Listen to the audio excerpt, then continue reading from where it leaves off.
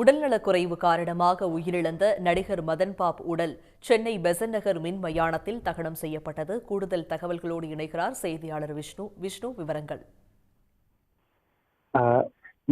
தனித்துவமான சிரிப்பிற்கு அடையாளம் பெற்ற நகைச்சுவை நடிகர் மதன் பாப் நேற்று உடல்நலக் குறைவு காரணமாக நேற்று மாலை உயிரிழந்தார். இந்நிலையில் இறுதி அஞ்சலிக்கு பிறகாக அவரது உடல் என்பது சென்னை பெசன்ட் நகரில் இருக்கக்கூடிய அந்த மின்மயானத்தில் தற்பொழுது தகனம் செய்யப்பட்டிருக்கிறது.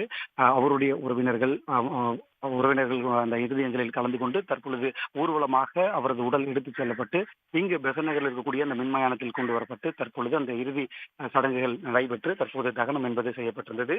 பாலு மகேந்திரா இயக்கத்தில் வெளியான அந்த நீங்கள் கேட்டவை திரைப்படத்தின் மூலம் தமிழ் சினிமாவில் நடிகராக அறிமுகமான மதன் பாப் தேவர் மகன், நம்மவர், திருடா திருடா, பூவே உனக்காக, வசூல் ராஜா, எம்பிபிஎஸ், எதிர்நீச்சல், பிரெண்ட்ஸ் உள்ளிட்ட பல்வேறு திரைப்படங்களில் குறிப்பாக 200க்கும் மேற்பட்ட திரைப்படங்களில் அவர் நடித்திருக்கிறார். அவருடைய தனித்துவமான சிரிப்பு அவருக்கு தனி இடத்தையும் பெற்றுக் கொடுத்தது. நிலையில் தமிழில் மட்டுமல்லாது இந்தி, தெலுங்கு, மலையாளம் உள்ளிட்ட மொழிகளிலுமே அவர் நடித்திருக்கிறார். குறிப்பாக சன் டிவியில் ஒளிபரப்பாகி மிகப்பெரிய வெற்றி பெற்ற அந்த அசத்தப்போவது யாரு என்ற நிகழ்ச்சியிலும் அவர் நடுவராகவும் பணியாற்றியிருந்தார். அதே சமயம் அந்த நிகழ்ச்சியை தொகுத்தும் வழங்கியிருந்தார். இந்த நிலையில் சமீபத்தில் அவருக்கு இந்த புற்றுநோய் ஏற்பட்டு அதற்கான சிகிச்சை எடுத்து வந்த நிலையில் அந்த தொடர் சிகிச்சையின் காரணமாகவும் இல்லத்தில் எடுத்து வந்த நிலையில் அந்த சிகிச்சை பலன்றி நேற்று மாலை அவரது இல்லத்தில் அவரது உயிர் என்பது பிரிந்த நிலையில் இறுதி அஞ்சலிக்கு பிறகாக நேற்றிலிருந்து இன்று வரை அவரது உடல் என்பது மதியம் வரை அந்த இறுதி அஞ்சலிக்காக வைக்கப்பட்டிருந்தது. இதில் ஏராளமான பொதுமக்கள் மற்றும் திரை பிரபலங்கள், அரசியல்